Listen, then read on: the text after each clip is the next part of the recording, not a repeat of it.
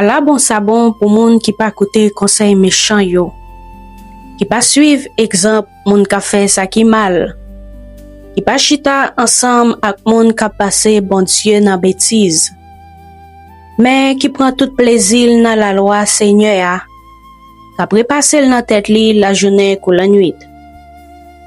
Il tant kou yon pied bois yo planté bo canal de l'eau. Il donne les saisons rivé. Feuille li pa cham fene. Tout ça le fait sorti bien. Mais c'est pas même bagay pour méchant yo. Yo tant kou pay vent ap gaye.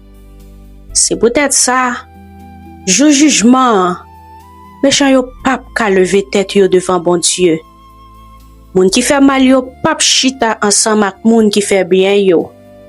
Parce que Seigneur connaît Jean moun qui fait bien yo ap vivre.